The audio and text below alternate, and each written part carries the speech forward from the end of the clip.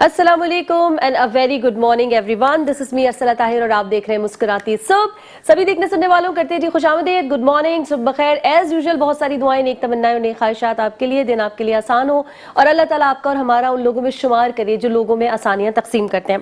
और अगर किसी की सालगिरह है तो उनको कहेंगे जी many many happy returns of the day. सालगिरह की बहुत सारी मुबारकबाद। जिंदगी में नया साल आया, अल्लाह ताला आपके लिए बहुत सारी वो चीजें करे जिनकी ख्वाहिशात आपने बहुत लंबे अरसे से रखी हैं, बहुत लंबे अरसे से आप दुआएं करे जा रहे हैं। अल्लाह ताला इस साल आपके हक में रहते हुए वो आपकी ख्वाहिश, वो आपकी दुआ को कबूल करे और आपके लिए बहुत सब कुछ अच्छे मामलात रखे। अच्छा, सेहत के मामला जो है इस वक्त सभी को पता है, बहुत सारी चीज़ें हम अपने तो प्लेटफॉर्म से बहुत ज़्यादा सेहत पर बात करते हैं। आज भी उसी पर बात होगी। हकीम शाह नज़ीर हमें ज्वाइन करेंगे, एक दो डॉक्टर्स हमें ज्वाइन करेंगे, क्योंकि सेहत के मामला जो है वो वर्स्ट होते जा रहे हैं। जैसे कि हम कहते हैं ना कोई एक बीमारी, कोई वायरल, कोई वबा, कुछ ना कुछ आए जा रहा है। पता नहीं माहौल है, हमारा खाना पीना है, हमारा लाइफ स्टाइल है या पता नहीं क्या।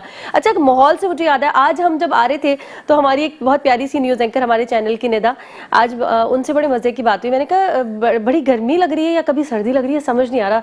तो कहने लगे कि अरसला ऐसा है कि हवा तो है ठंडी मगर धूप बहुत तेज़ है। ये कराची का मौसम है जो कि बड़ा ही अजीब है। मैंने कहा ये बात तो आपने बड़ी अच्छी की और वाकई में ऐसा हो रहा था। सुबह जब हम आ रहे थे, जब हम सोच रहे थे कि थोड़ा सा हम धूप की तरफ जाए तो वो इतनी शदीद थी कि शदीद आपको गर्मी लग रही है, लेकिन जो ही हवा का झोंका आता था वो गर्म नहीं आ रहा था, वो ठंडा आ रहा था। अब ये हमारी भी समझ से बाहर है, तो खैर जिनको समझना चाहिए वही समझेंगे, लेकिन बड़ा ऐसी जो चीज़ें होती हैं मौसम में वो अलार्मिंग ही होती है। वो आपको बॉडी को आप इतनी जल्दी उसको एडजस्ट नहीं कर पाते, डाइजेस्ट नहीं कर पाते, तो फिर ज़ाहिर है फिर बीमारियों वाली सिचुएशन हो जाती है। साथ ही साथ मैंने उनसे एक मज़ेदार चीज़ पूछी, चूँकि वो शाम में आती हैं, आज वो मॉर्निंग में उठ के आई हुई थी। मैंने कहा आपको आज कैसा लगा, इतनी जल्दी उठकर आप यहाँ आई हैं, तो कितने बजे उठी हैं आप? मैंने कहा जानूँ ज़रा मैं इनसे, क्योंकि जो लोग मॉर्निंग पर्सन नहीं होते उनके लिए सुबह उठ के आना बड़ा मुश्किल होता है। तो मैंने कहा आपको कैसा लगा? कहती मैं सोई ही नहीं, पूरी रात से मैं जाग रही हूँ सुबह तक। और साथ साथ उन्होंने मजेदार बात ये की, उन्होंने कहा हम वो लोग हैं जिनसे सुबह उठा नहीं जाता, लेकिन पूरी रात से सुबह तक उठे रहते हैं लेकिन सुबह उठा नहीं जाता। मैंने कहा जबरदस्त भाई, लेकिन खैर मुश्किल होता है। फिर भी मैंने उनको कहा कि जब आप रूटीन से थोड़ा सा हटते तो ये आपके लिए बड़ा अच्छा होता है। मैं हमेशा से कहती हूँ कि चेंज लाना, आपने भी सुना होगा कि जिसके 3 दिन एक जैसे गुजरते हैं वो शख्स खसारे में होता है, नुकसान में होता है। अब आप लोग इस पर एतराज़ करेंगे कि भाई जॉब करना है, हमें तो 8 बजे उठ के ऑफिस जाना है, हम इसको तो चेंज नहीं कर सकते। इसको जाहिर आप चेंज नहीं कर सकते, नौकरी है, लेकिन दिन में कुछ ना कुछ छोटा मोटा चेंज आप जरूर ला सकते हैं। और वो चेंज जब आपके कुछ समझ में ना आए, मैं घरेलू खवातीन की बात करती हूँ, जब वो परेशान हो रही होती हैं कैसे चेंज लाएं, क्या करें। आप खाना तो चेंज कर सकते हैं, आप अपने नाश्ते का स्टाइल चेंज कर सकते हैं, मतलब बहुत सारी छोटी छोटी चीज़ें। और मर्द हज़रात से भी हम ये कह सकते हैं कुछ वर्क स्टाइल अपना चेंज कर सकते हैं। कहीं अगर आप वॉक पे जाते हैं तो दूसरी जगह वॉक करने चले जाइए। कुछ अगर ख़ास मौज़ूआत पर आप बात करते हैं तो थोड़े से उस मौज़ूआत को चेंज कर लीजिए। गर्ज ये कि आपके 3 दिन, अगर आप कामयाब होना चाहते हैं, अगर आप आगे बढ़ना चाहते हैं, तो आपके 3 दिन एक जैसे नहीं होने चाहिए। अगर आपको मुश्किल है कि समझ नहीं आ रहा, तो आप छोटी छोटी चेंजेस जो है वो ला सकते हैं। और पहला स्टेप इसमें यही होता है कि 3 दिन बाद अपना नाश्ता एटलीस्ट कम से कम चेंज कर दीजिए, वही नाश्ता मत करते रहिए। तो ये भी आपके अंदर, आपका मॉर्निंग अगर थोड़ा सा डिफरेंट होगा तो ये आपके अंदर चेंज लेकर आएगा। चलिए जी, ये थी हमारी आज की गौर तलब बात। और जैसे कि मैंने बताया सेहत के मौजूआत पर बात होगी, हकीम शाह नज़ीर ज्वाइन करेंगे, कुछ डॉक्टर्स हमें ज्वाइन करेंगे, तो हमारे साथ बने रहना। यहाँ वक्त होगा एक छोटी सी ब्रेक का, जल्दी से जा रहे हैं ब्रेक पे, वापस आ रहे हैं, हमारे साथ बने रहिएगा। बैक नाज़रीन, एक बार फिर से करते हैं खुशामदीद मुस्कुराती सुबह में। और जैसे कि मैंने कहा था हमें हकीम शाह नज़ीर साहब ज्वाइन करने वाले, उन्होंने हमें ज्वाइन कर लिया। सेहत के मामलात बहुत ख़राब हो रहे हैं। अस्सलाम वालेकुम, वेरी वार्म वेलकम। वालेकुम अस्सलाम, बहुत शुक्रिया आपका। अच्छा, तबीयतें सबकी ठीक ही नहीं हो रही है हकीम साहब, क्या मसला है ये? देखिए वबाई अमराज तो वैसे ही फैलते रहते हैं कंटिन्यूस, इतना मतलब एक ब्रेक ही नहीं लग रहा किसी भी चीज़ को। देखें अभी जो चला हुआ है वो एक तो गला खराब, नज़ला, मौसम चेंज हो रहा है ना, और बुखार, फिर साथ में चिकनगुनिया, ये बहुत ज़्यादा फैल चुका है। हर घर में 2-2, 3-3 मरीज इसके हैं। अच्छा, और तरतीबवार चल रहे हैं कि वो पहले को होगा, फिर दूसरे बंदे को होगा, वो थोड़ा ठीक होता तो तीसरा बीमार पड़ रहा है, तो ये सिलसिला खत्म ही नहीं हो रहा। मतलब कहाँ क्या करें, कैसे? मच्छर से हो रहा है ना, अब मच्छर को जहाँ जहाँ मौका लगता है वहाँ पहुँच रहा है वो। सही। और इसके अलावा भी और भी बहुत सारी चीजें हो रही हैं, मतलब जैसे भी आपने कहा फ्लू हो रहा है, किसी को हो रहा है, गला खराब हो रहा है, जा रहा है, मेरा जैसा गला ठीक ही नहीं हो रहा, तो समझ ही नहीं आ रही है हम क्या करें। बाज़ लोगों को एलर्जी भी है, बाज़ लोगों को जैसे साइनोसाइटिस एलर्जी है, एकदम छींकें शुरू हो जाती हैं, गला ख़राब हो जाता है, बुखार रहने लग जाता है। और बाज़ हम बाहर की चीज़ें बहुत ज़्यादा खाते हैं, उसकी वजह से तबीयत में कॉम्प्लिकेशंस पैदा होती हैं, जिससे पेट ख़राब हो जाता है, मैदे के निज़ाम डिस्टर्ब हो जाते हैं। अब बॉडी है, बॉडी का कोई भी हिस्सा थोड़ा सा भी मुतासिर होता है तो वो पूरी जिस्म को तकलीफ़ में ले आता है। और बाज़ लोगों को ऐसा होता है कि बहुत सेंसिटिव होते हैं वो, जैसे ही कोई प्रॉब्लम होती है सबसे पहले उन पे असर करती है।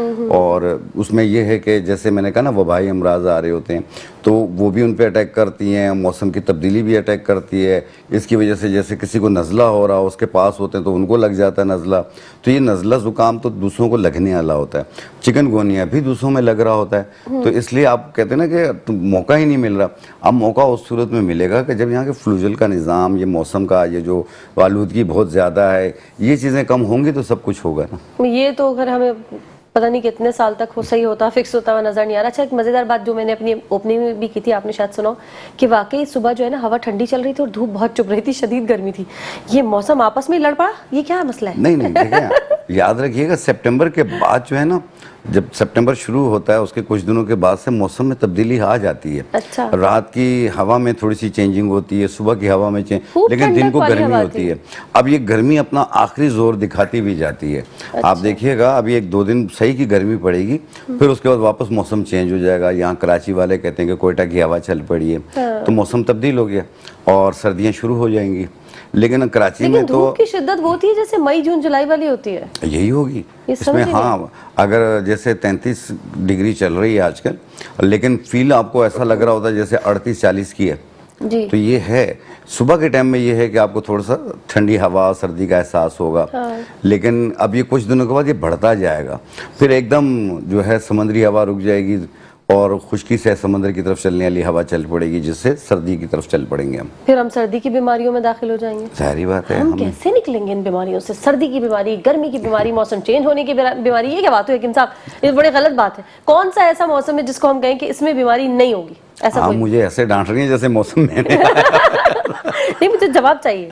ऐसे कैसे बताएं? कोई एक मौसम ऐसा है जिसको आप बोले कि भाई ये वाला जो मंथ आता है या ये जो मौसम आता है इसमें बीमारियां नहीं होती? कोई है? नहीं, बीमारियां हर मौसम में नहीं होती हैं। अच्छा। लेकिन ये कि मैंने कहा ना सेंसिटिव माइल होते हैं। हाँ। एक को होती है, दूसरे को होती है, तीसरे को होती है, इस तरह लगती जाती है।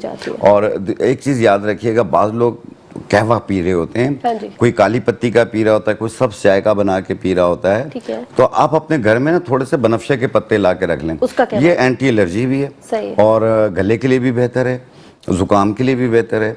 तो आप इसका कहवा बना के रोजाना रात को पिया करें। और इसमें कुछ नहीं डालना, सिर्फ बनफशा के पत्ते? हाँ, थोड़ा सा शहद डाल लें, थोड़ा गुड़ डाल लें, चीनी भी डाल सकते हैं, कोई हर्ज नहीं है। अच्छा। लेकिन मेन चीज बनफशा के पत्ते हैं। टेस्ट कैसा होता है? टेस्ट इसका ऐसा होता है जैसे सब चाय का टेस्ट होता है। अच्छा, फिर तो सही है, बहुत बेहतरीन है। फिर तो सही है, क्योंकि अगर बिल्कुल ही कोई डिफरेंट होता तो वो ज़ाहिर है पहले तो टेस्ट ही डेवलप होने में टाइम लग जाता। उनके लिए भी बेहतर है जिनका नज़ला जाम हो जाता है, सर भारी रहता है, ये उनके लिए भी बेहतर है। बाज़ लोगों को जुकाम बहने लग जाता है, ये उनके लिए भी, क्योंकि ये हर किस्म की एलर्जी को ख़त्म करती है। अच्छा, इस मौसम में खुश्की ज़्यादा आ जाती है तो उसमें सुइयाँ चुभती हैं, बॉडी में इचिंग खारिश महसूस होती है, ये उनके लिए बनफशा के पत्ते उनके लिए, क्योंकि ये हर किस्म की एलर्जी को ख़त्म करती है। ये सही। अब वो एलर्जी शायद वो फ्लू की हो, नज़ला वज़ला हो रहा हो या स्किन एलर्जी हो, दोनों में काम कोई सी भी करती है। एलर्जी हो तो ये और बाज़ लोग ऐसे होते हैं जिनकी बॉडी पे, सर पे इतनी खुश्की हो जाती है कि सर में भी सुइयाँ चुभती हैं, बॉडी पे भी चुभती हैं। और बाज़ लोग तो ऐसे अपने आप को झाड़ते हैं तो खुश्की गिर रही होती है, बेतहाशा हो जाती है। तो आपने एक पत्थर सा मिलेगा पंसार पे, गंधक आंवला सार, इसका पूरा नाम है, एक ही चीज का, गंधक आंवला सार। ठीक है। इसे बारीक पाउडर बना लें और सरसों के तेल में मिला के नहाने से पहले पूरी बॉडी पे लगा लें 10-15 मिनट के लिए, उसके बाद आप नहा लें। अच्छा। पूरी बॉडी की ड्राइनेस खत्म हो जाएगी और इचिंग को भी खत्म करेगी ये। और ये सर पे भी लगा सकते हैं। इस ड्राइनेस के लिए कोई खाने की चीज? अगर देखिए, खाने के लिए ये है कि 1 गिलास दूध पीते हैं ना, उसमें 2 कतरे मीठे बादाम का तेल डाल लें। अच्छा। रोगन बादाम शीरी, ठीक है, 2 कतरे डाल के पिया करें। ये भी पूरी बॉडी की ड्राइनेस को, खुश्की को खत्म करती है। ठीक है। 1 कप दूध ले लें और उसमें 1 गिलास दूध में, जैसे पीते हैं आमतौर पे लोग। अच्छा। जो 1 कप पीते हैं वो 1 कप पी सकता है। हाँ। उसमें सिर्फ 2 ड्रॉप रोगन बादाम के डालने, बस 2 ड्रॉप से ज्यादा डालने की जरूरत नहीं। मीठा बादाम या कड़वा? मीठे बादाम का, मीठे बादाम के 2 ड्रॉप डाल के पी लें, पूरे जिस्म की ड्राइनेस को खत्म करती है। क्योंकि अभी सर्दी में ये वाले मसाइल बहुत आएंगे। एक कान में दर्द हो जाता है ना, हाँ। उसमें कड़वे बादाम का तेल डाला जाता है। अच्छा सही। कड़वे बादाम तो का इनकी तेल दोनों की 2 तासीर अलग अलग है, अलग अलग इलाज हो रहा है इनसे? अलग अलग है। अच्छा। कड़वे बादाम का तेल पिया नहीं जा सकता, अच्छा ठीक है। ठीक है, और जो मीठे बादाम का तेल है वो पी सकते हैं। सही है। तो कड़वे बादाम का तेल कोई एप्लीकेशन के लिए काम आता है क्या? आपने कहीं लगाने के लिए काम आता है, वो ज़्यादातर लगाने में यूज़ होता है, पीने में बिल्कुल यूज़ ना कीजिएगा क्योंकि वो जहरीला होता है।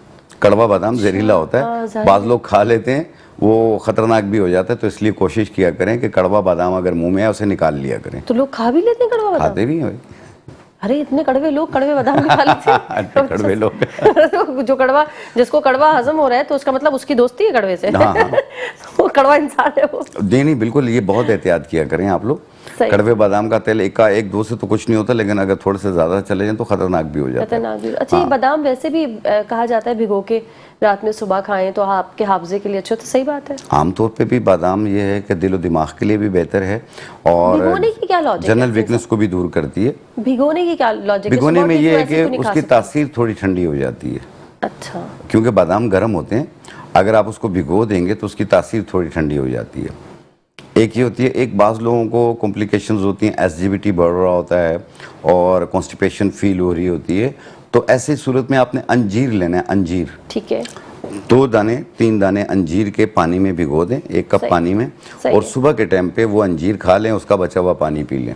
ठीक आप है। देखिएगा कॉन्स्टिपेशन भी दूर हो जाएगी और पाइल्स के असरात को भी ये ख़त्म करती है। सही है। अच्छा कलौंजी और बादाम भी लोग भिगो के खाते हैं क्या?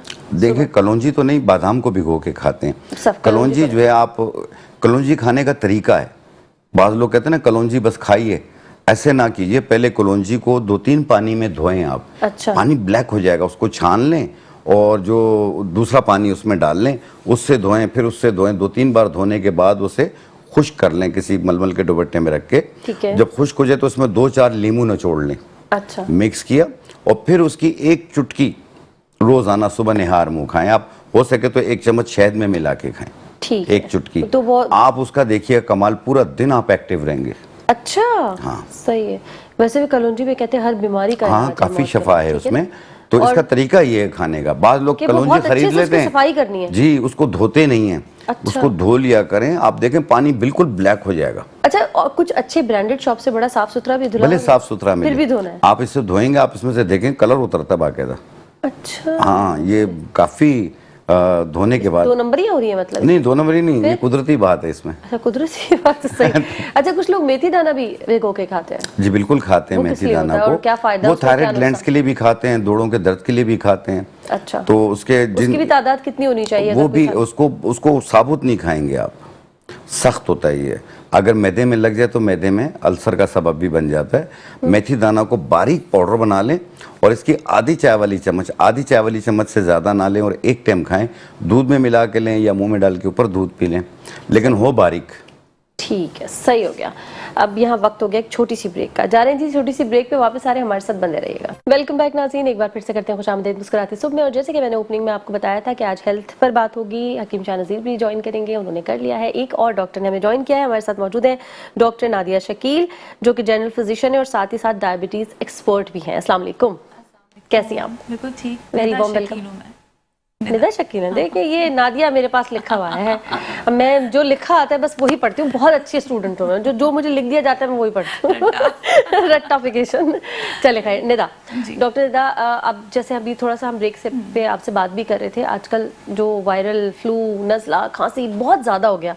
होता ये पहले भी था, लेकिन अब आप देखेंगे हर 2 दिन ही कोई सही रह पाता है या हफ्ता सही रह पाते हैं हम लोग।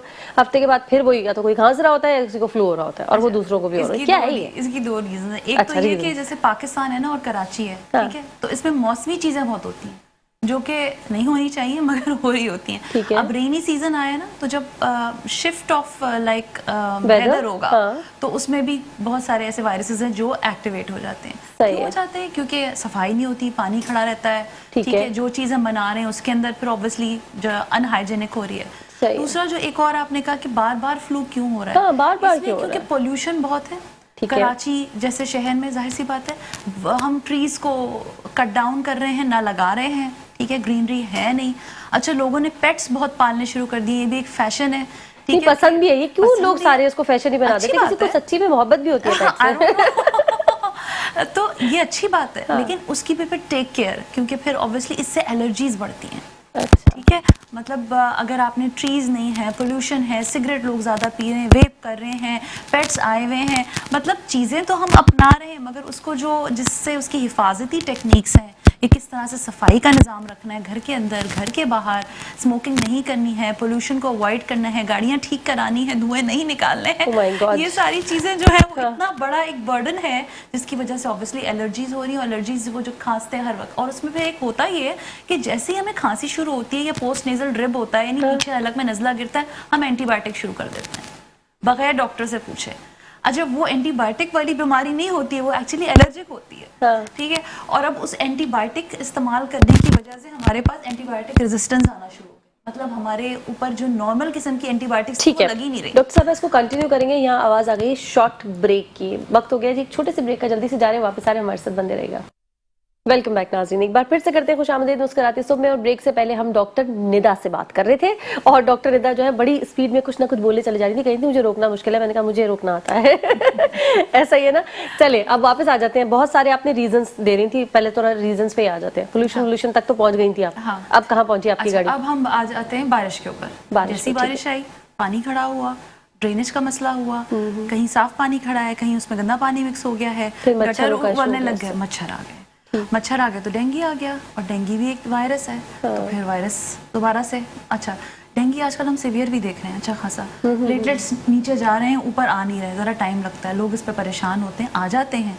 सीवियर डेंगू ज़्यादातर लोगों को हो रहा है क्योंकि बिकॉज अब कंसंट्रेटेड हो गई ना सब चीज़ें। अब इससे पहले जो पूरे साल डेंगू होता रहा उसमें वक्तन फवक्तन हमारे पास मरीज आते रहे, अब एक साथ, और ऐसा भी देखा गया है, मैं देख रही हूँ डेंगू और मलेरिया दोनों को साथ हो गया। हालांकि दो अलग अलग मच्छर हैं, दो अलग अलग पानी में खड़े होते हैं, अलग अलग तरह के पानी में खड़े होते हैं। ठीक है, अगर दोनों मच्छरों की दोस्ती हो गई है, दोनों मच्छरों की दोस्ती ये हो गई है। प्लानिंग करके हमें बीमारियां प्लान कर रही है हमें। ये बुक्स में कहीं नहीं लिखा कि एक मच्छर से दोनों तरह की दोनों ने बीमारियां हो ओवर टाइम सकती लगाया, हैं। मुझे लग रहा है उनका भी गुजारा नहीं हो रहा। लेकिन ये मच्छर जो है ना इतने खर्चे पूरे नहीं हो रहे, उन्होंने कहा ओवर टाइम लगाओ।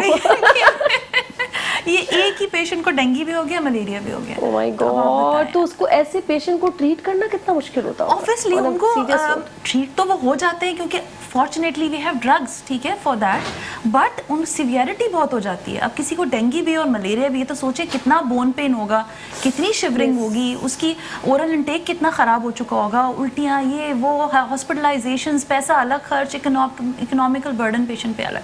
तो ये मैं आपको बताना चाह रही हूँ कि बारिश जो है ना वो एक अजाब हो जाती है सही हमारे। अच्छा, अभी आपने कहा मलेरिया और डेंगू का तो टेस्ट है, मलेरिया का भी टेस्ट है। अच्छा, और वो दोनों आ जाता है कि एक पेशेंट को दोनों चीजें दोनों, हालांकि दो अलग अलग मच्छरों से होता है, वही वाली बात है कि दोस्ती हो गई दोनों मच्छरों ने, हम में तो नहीं हो रहा, मच्छरों जानवरों ने एका कर लिया, हम में नहीं हो रहा। अच्छा खैर, अब क्या करें? अभी आपने कहा था कि भाई खुद से दवा नहीं लेनी है, एलर्जी अगर हो गई है तो एंटीबायोटिक नहीं लेनी। एंटीबायोटिक की स्टेज कब आती है कि अब आप ये इस स्टेज पे आ गए, एक आम इंसान समझ ले कि अब आप एंटीबायोटिक की स्टेज पे, इससे पहले नहीं है? वेरी गुड, तो वो समझा दें। Very good question. देखिए, अगर आपके घर में, मैं थोड़ी सी इंडिकेशंस देती हूँ कि अगर आपको मुस्तकिल सालाना आपको खरखराहट रहती है, ठीक है, पीछे हलक में नज़ला गिरता रहता है और बुखार नहीं आ रहा, हल्का फुल्का नज़ला बाहर भी आ रहा है, ठीक है, और हल्की हल्की खांसी हो रही है, इसका मतलब कि ये एलर्जिक है, आपको बुखार नहीं आ रहा है, ठीक है, और दिस इज एलर्जिक। तो आपको अपनी एलर्जन को दूर करना है, मतलब जिस चीज़ से एलर्जी हो रही है उसको आइडेंटिफाई करना है, जिसकी मैंने आपको बात की, कुछ चीज़ों की तो बात कर दी,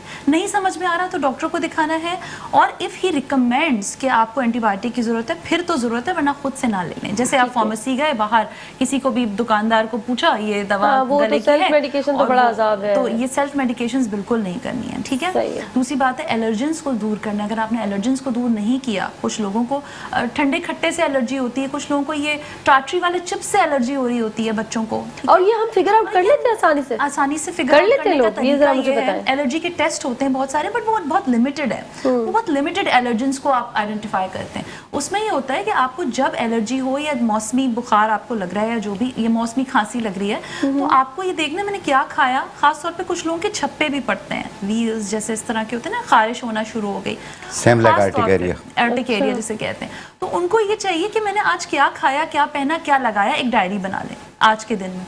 तो वो 24 आवर्स में 3, 4, 5 मरतबा ऐसे करेंगे तो उनको खुद ही आइडेंटिफाई हो जाएगा कि मैंने ये चीज खाई है, चीज मुझे तो similar डिफरेंट की है। अरे गुड अप्रोच। ठीक है, ये बहुत आसान है। इसके अलावा इसके टेस्ट होते हैं, फिर इसकी दवाएं भी हैं, but again you have to remove the allergen first. अच्छा, फिर एलर्जी हो के होता क्या है कि आपकी जो म्यूकोजा है वो इतनी इरिटेटेड हो जाती है कि उसमें सुपर इम्पोज्ड इन्फेक्शन हो सकते हैं, आप इन्फेक्शन प्रोन हो जाते Oh हैं। my God. गलत एंटीबायोटिक इस्तेमाल करके रेजिस्टेंस आ जाता है, कुव्वत मुदाफियत कम हो जाती है, तो बिल्कुल। आपको बैक्टीरियल इन्फेक्शंस आ रहे होते हैं, बार बार ऐसा मरीज इन्फेक्टेड हो रहा होता है। ठीक है, फिर ऑब्वियसली आपको एंटीबायोटिक की जरूरत पड़ सकती है डॉक्टर के मशवरे से। सही। ये जो सारी चीजें बताई हैं एलर्जी वाली, इन सारी कंडीशंस में आपने जो कहा वो बनफशा के जो जी कहना हाँ है वो- बिल्कुल, बनफशा के पत्ते हर अभी किस्म की, स्किन का भी इन्होंने जी बता जी, दिया हमारी एंटी एलर्जी होती है हाँ। जो कि हर किस्म की एलर्जी को दूर करती है।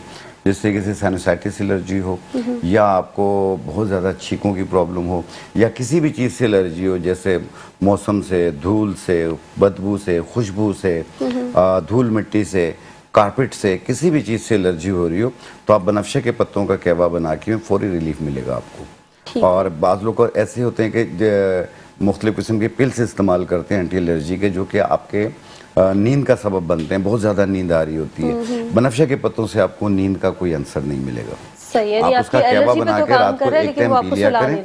जब मैंने कहा ना कि अभी मौसम चेंज हुआ, लोग मुख्तलिफ किस्म के कहवा पीते हैं, कोई सब्ज चाय पी रहा है, कोई ब्लैक टी पी रहा है, तो आप इसकी चाय बनाकर पिएं, ये सब्ज चाय का ही जायका देगी और आपको एक्टिव भी कर देगी। ये एलर्जी की जो टैबलेट्स होती हैं इनमें नींद क्यों होती है?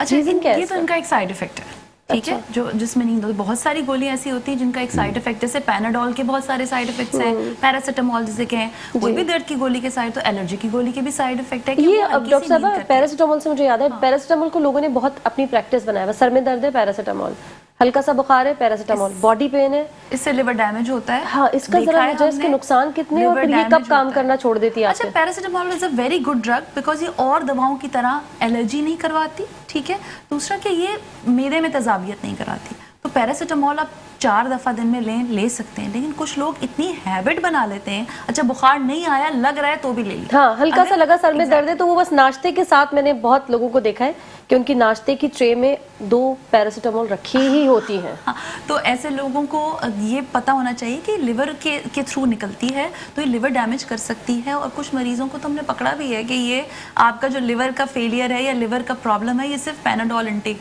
की वजह से, पैरासीटामोल की आधा हो वजह से। जाता है, या पैरासीटामोल की वजह से। ठीक है। अच्छा, फिर हम बात कर रहे थे एलर्जी की दवाओं की कि वो जो है ना, मैंने ऐसे मरीज देखे हैं रिसेंटली जो कि एलर्जी की दवाएं डॉक्टर ने बेचारे ने 1 हफ्ते प्रिस्क्राइब की होंगी, उन्होंने 3 साल 4 साल से वो रोजाना उनको आदत हो गई है और वो एक टैबलेट वो ले लेते हैं रात को। अच्छा, ऐसे लोगों के साथ ये भी मसला होता है कि अगर वो टैबलेट नहीं लेते फिर जिनको उनको- आदत फिर नहीं, उनको वाकई में ये साइड इफेक्ट्स आ फिर रहे वो होते हैं। चिड़चिड़े शुरू हो जाते हैं, उनको नींद अरे नहीं आ रही डॉक्टर साहब, वो होती। मजाक में ना लेके जाए, मैं सीरियस बता रही हूँ। जैसे कि उनकी तबीयत वाकई खराब होने लगती है, उनको वाकई छींकें आ रही होती दे हैं। Need the proper allergy treatment, उसकी अलग दवाएं हैं जो प्रिवेंशन के लिए काम करती हैं। अच्छा, एलर्जी, अब ये अलग सवाल हो गया। एक एलर्जी ट्रीटमेंट आप बता रहे हैं और एक और एक आपको prevention।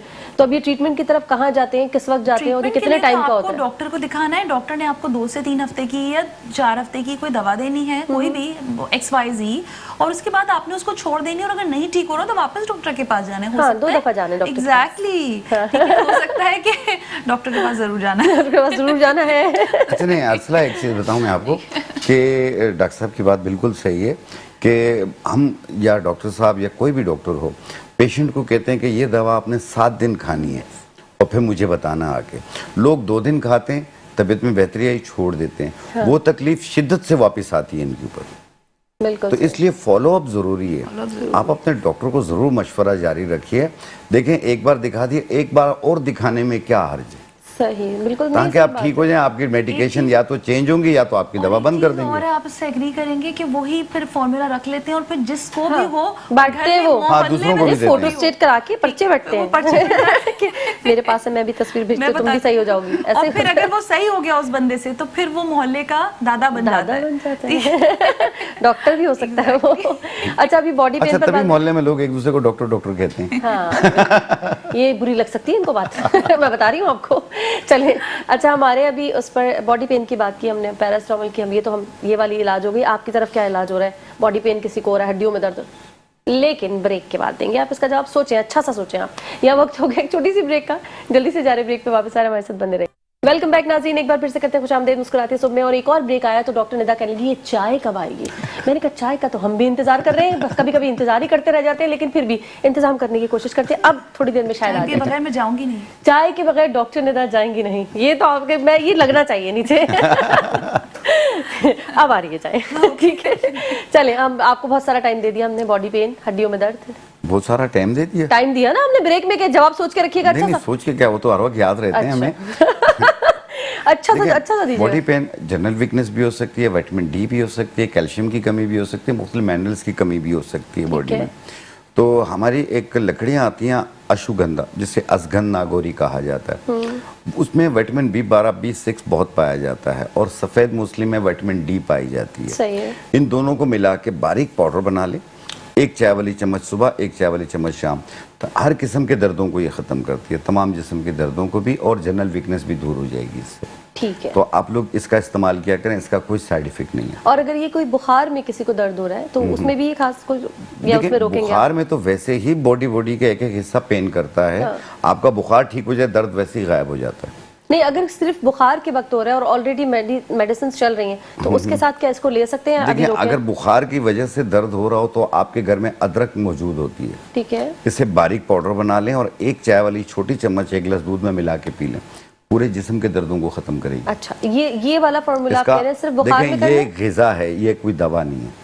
नहीं हकीम साहब, मुझे ये बताइए, ये जो आपने बताया अदरक वाली चीज, ये जिन दिनों बुखार है और बुखार की वजह से जो बॉडी पेन या हड्डियों में दर्द हो रहा है बिल्कुल उसमें ले ये सकते हैं, बिल्कुल उसमें ये ले सकते हैं। और उसके अलावा अगर दर्द है तो वो जो इसके आपने अलावा जो है वो असगन नागौरी और सफ़ेद मूसली, इसका पाउडर बना के सुबह शाम एक चाय वाला चम्मच लें। ठीक हो गया। डॉक्टर साहब, बॉडी पेन, हड्डियों में दर्द, विटामिन डी की डेफिशिएंसी से कहते हैं होता है। एक list of treatment, list of diagnosis है। इसके अंदर सबसे पहले आयरन डेफिशिएंसी एनीमिया।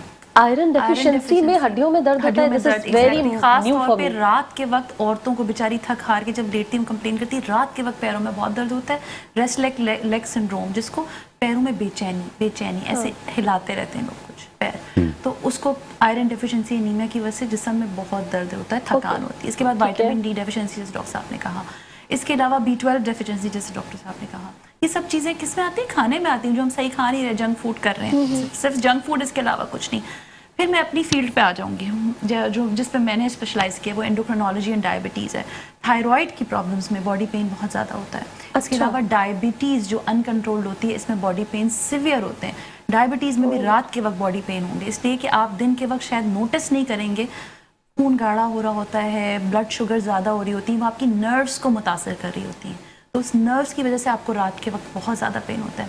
ये पाँच छः चीज़ें बहुत कॉमन है, इसको हम आइडेंटिफाई नहीं करते। और अगेन वही तो फिर ये कैसे, अगर कोई आपके पास आए कि मुझे हड्डियों में दर्द है, अभी मैं एक्चुअली मैं बात सिर्फ अभी हड्डियों की कर रही थी, तभी मैंने विटामिन डी की डेफिशिएंसी, अब आपने जो आयरन की कमी से बताया वो बेचैनी पैरों में है, पैरों में है और थकान है। अच्छा देखिए, हड्डियों का दर्द अलग है, मैं हड्डियों के जिस्म का दर्द अलग है। ठीक है। हड्डियों का दर्द तो फिर हमें अब हिस्ट्री लेके, मरीज को देख के, जोड़ आइडेंटिफाई करके, जोड़ को एग्जामिन करके देखना होता है, ठीक है। उसमें तो फिर आर्थराइटिस आ जाता है एज वाइज, रूमेटॉइड आर्थराइटिस आ जाए, जिसको गठिया बोलते हैं। यूरिक एसिड की वजह से हड्डियों में पेन होता है। छोटे जोड़ों में दर्द है कि बड़े जोड़ों में दर्द है कि स्पाइन में दर्द है, ये तो फिर पूरा पेशेंट को एग्जामिन। डायबिटीज की वजह से भी, एग्जैक्टली, डायबिटीज की वजह से। यूरिक एसिड सबसे ज्यादा कॉमन है, जिनके अंगूठों में दर्द हो रहा है, घुटने में दर्द हो रहा है। अच्छा, एक और बात है वेट, वजन की वजह से जोड़ों में बहुत ज्यादा दर्द होता है। लोग अपने घुटने बदलवा रहे हैं, ये नहीं सोच रहे कि मैं वजन 10 किलो कम कर लूं, बिकॉज ये हमारा जॉइंट लोड कर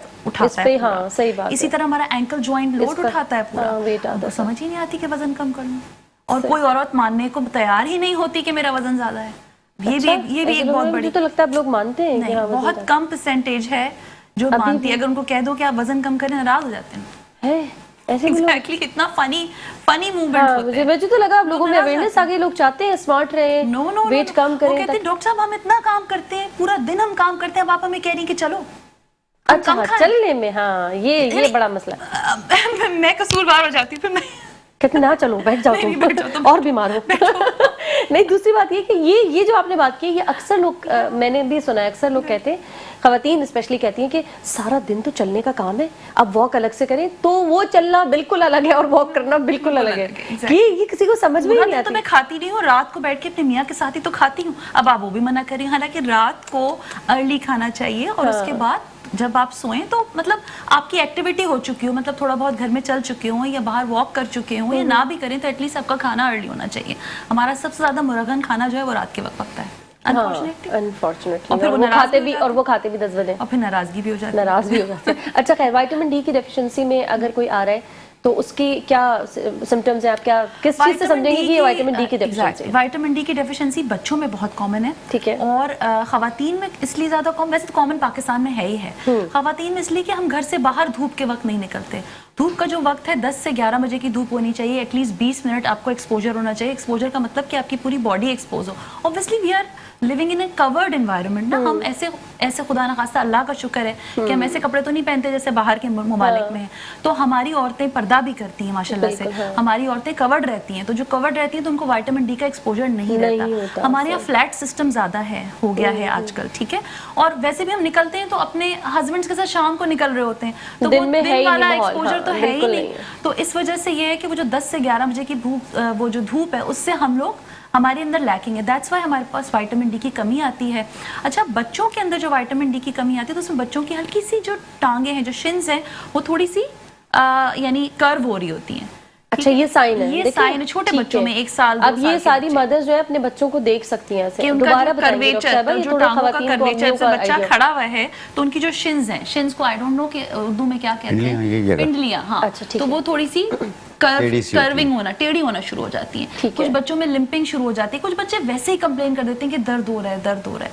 तो पहला जो दर्द अगर बच्चा कंप्लेन करे या लिम्प कर रहा है या थोड़ी सी कर्वेचर में फर्क आ रहा है तो आपको विटामिन डी चेक करानी है। दूसरा आयरन बच्चों में चेक कराना है, क्योंकि बच्चों में कीड़े हमारे बच्चों के अंदर पेट में बहुत होते हैं, उसकी वजह से भी आयरन की कमी होती है। अच्छा, तो ये छोटे दो चीजें बच्चों को पहले तो सबसे पहले बड़ी जबरदस्त डॉक्टर साहब ने बात की है सब की क्या एज होनी हालांकि मैं बच्चों की डॉक्टर नहीं हूँ, लेकिन मैं क्योंकि एंडोक्राइनोलॉजिस्ट हूँ, जो तो अम्मियां हाँ, देखती तो होंगी ये बहुत कॉमन है। ये क्या कौन सी एज होगी, कोई सर्टेन एज है जिसमें अम्मियां अपने बच्चों को 1 साल 1.5 साल 2 साल जब बच्चा ग्रो कर रहा होता है, ठीक है। Even at 1 year, at 2 years, ठीक है, जब बॉडी ग्रो कर रही होती है, जब भी आपकी जो हड्डियां होती हैं वो थोड़ी थोड़ी सी टेढ़ी होना शुरू हो जाती है, या हल्का सा उनका कर्वेचर, मतलब ये आपकी अगर बच्चा खड़ा हो रहा है वो स्ट्रेट है, हाँ। और जो आपकी पिंडलियां वो थोड़ी थोड़ी सी कर्व नजर आएंगी, बच्चा थोड़ा सा ऐसे करके चलेगा। ओके, ठीक है, ये बहुत अच्छी तो चीज ये आपने वाली जो बताई। चीज है ना, ये माओ को देखनी चाहिए कि मेरा बच्चा, वो सब लोग कहते हैं अरे इसका बड़ा भाई भी ऐसे ही चलता था। नो नो नो, अगर कोई चाल में फर्क आया है या कोई कर्वेचर में फर्क आया है, पिंडलियों में फर्क आया है, तो शी हैज टू लुक और उसका विटामिन डी चेक कराएं। ठीक हो गया। ये तमाम मदर्स को बहुत अच्छे अंदाज में मेरे ख्याल है डॉक्टर निदा ने समझा दिया है। जिनकी भी 1 साल का 1.5 साल का कोई बच्चा है,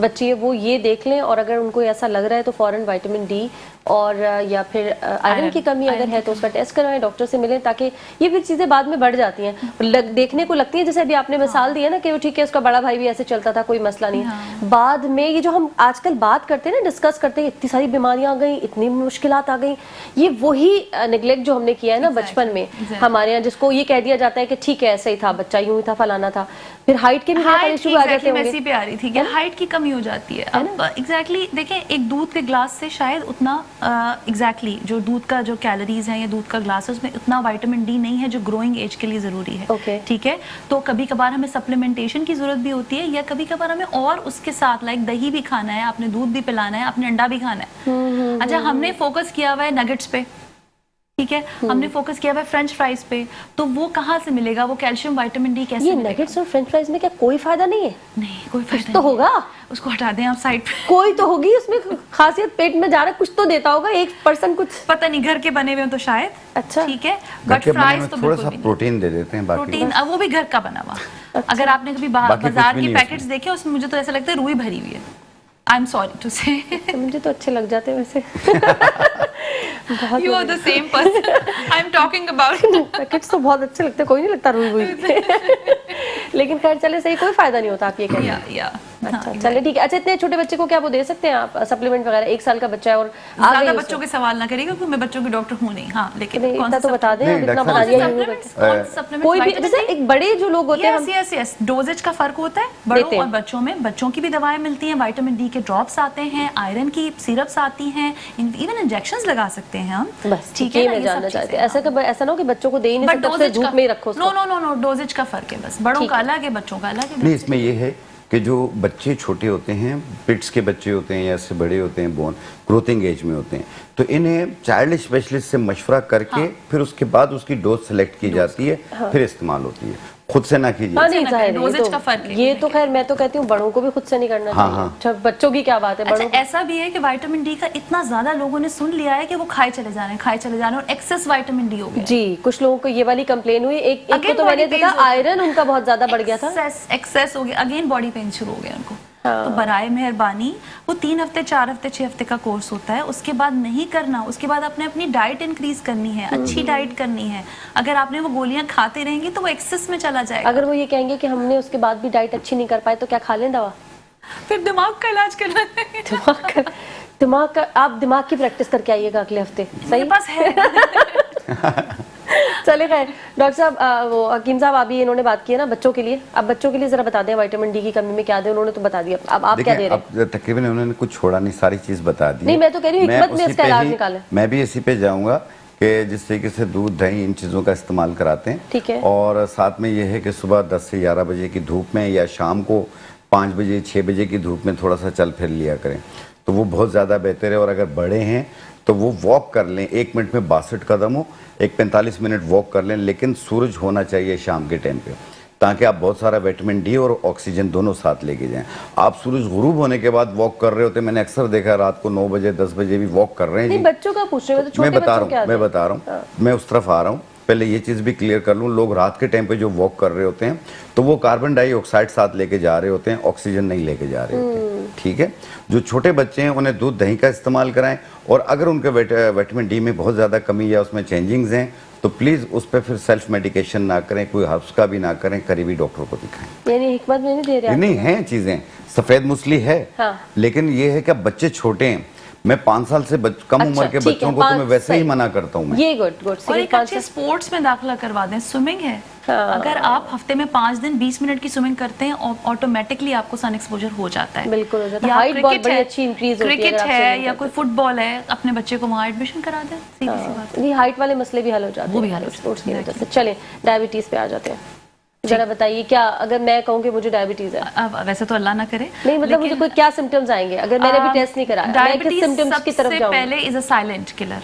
साइलेंट, इसमें कभी कभार कोई सिम्टम नहीं आता। आप बहुत एग्जैक्टली अगर आपकी फैमिली में डायबिटीज है और आपको मोटापा भी चढ़ रहा है या कोई और हार्मोनल इशू है या बच्चे नहीं हो रहे हैं, मोटापा और जो बहुत दुबले होते हैं शायद उनके साथ वो भी? टाइप वो देखिए, अगर डायबिटीज बहुत सिवियर है, लाइक 400-500 की शुगर है, तो आपका वजन कम होना शुरू हो जाएगा। ठीक है। लेकिन हमारे पास जो पाकिस्तान में टाइप 2 डायबिटीज है और टाइप 1 में आपका वजन कम होता है। पाकिस्तान में जो डायबिटीज है वो खाने पीने की वजह से, गलत खाने पीने की वजह से एशियन पॉपुलेशन में डायबिटीज ज्यादा है। एक तो जीन हमारी ऐसी है कि इसमें डायबिटीज प्रोन जीन है हमारी, ठीक है। दूसरा हमारा खाना पीना गलत है, और दूसरा हमारी हैबिट कि हम चलते फिरते नहीं है, एक्सरसाइज का कॉन्सेप्ट नहीं है, तो हमारे पास टाइप 2 डायबिटीज आ रही है। तो उसमें लोग आपको मोटे मिलेंगे। मतलब 18 साल के बच्चे को भी डायबिटीज है क्योंकि वो जंक फूड खा रहा है और सिर्फ मोबाइल पर बैठा हुआ है। ठीक है, घर में या बाहर कोई स्पोर्ट्स में इन्वॉल्वमेंट नहीं है, ठीक है। पैदल चलने का कोई रुझान नहीं रह गया, हर कोई गाड़ी में जा रहा है। तो दैट्स वाई वो साइलेंट होती है डायबिटीज हमारे पास जो आ रही है। यानी कोई ऐसा सिम्टम नहीं है अगर मैं आपको पकड़ ले। अच्छा, जो मेजर सिम्टम्स है ना, जो हम गूगल पे पढ़ते हैं कि पेशाब का ज्यादा आना है, कि वजन का कम होना है, या जी आपको ड्राई माउथ होना है, या भूख ज्यादा लगना है, या भूख का कम लगना है, ये हर एक को नहीं आते हैं। ये फॉर्चुनेट हैं जिनको आ गए। अच्छा। जिनको नहीं आए इसका मतलब ये नहीं है कि उनको डायबिटीज नहीं हो सकती। Oh my God। हर 4 में से 1 अफराद पाकिस्तान में, अगर हम 4 लोग इस वक्त बैठे हुए हैं, तो 1 को प्री डायबिटीज या डायबिटीज है। मुझे नहीं होना, मैं नहीं हूँ नहीं हूँ मैं, मुझे नहीं पता कौन है। जुमला ठीक करें, इन तीनों में से कोई है। मैं भी नहीं हूँ। डॉक्टर साहब आपको नहीं पता कबूलियत की कोई घड़ी होती है जरा ऐसे, मतलब हम 4 हैं तो 4 में से किसी एक को है। एग्जैक्टली। अब ये जिन है, एक जिन उसको है। ये अब 5 है। कबूतर की तरह आंखें ना बंद करें और जो है नहीं, ना, हम 5 है अपने ना, यहाँ आप पे को- बता रही हूँ, हम एक जिन अपने भी आप को बैठा है। आइडेंटिफाई करें। अच्छा, हमारे पेरेंट्स को अगर डायबिटीज या दादा दादी को हुई थी 80 साल की उम्र में, ठीक है, दादा दादी को हुई थी, तो हमें हो रही है 30 साल की उम्र में, 20 साल की, because of our food, because of our lifestyle, जो हमने अपनाया। हाँ, बिल्कुल ठीक ऐसा ही है। तो इस वजह से इसके कोई सिम्टम नहीं होते और इसके ये वाले सिम्टम हो भी सकते हैं, जैसे मैंने आपको बताया।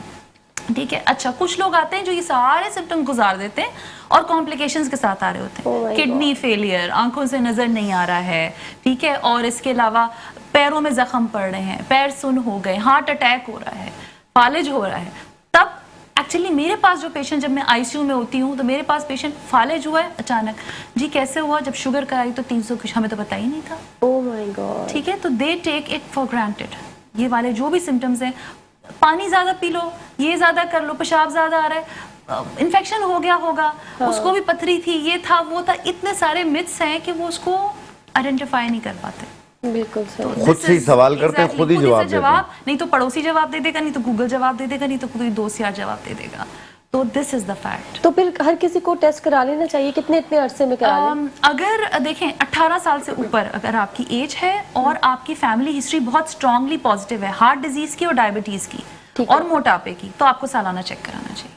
नहीं, और अगर किसी को कोई, आपने कहा ना साइलेंट, हाँ। किसी को कोई सिम्टम्स नहीं आ रहे, नहीं आ रहा तो भी, तो टेस्ट क्या? अगर फैमिली में है और अगर डायबिटीज है, हार्ट डिजीज है और मोटापा है, तो आपको 18 साल से ऊपर हर साल कराना चाहिए। हर साल कराना Exactly. चाहिए, ठीक है, हर साल एक शुगर का टेस्ट शुगर करा का लें टेस्ट कि करवा आपको लें। है या नहीं है।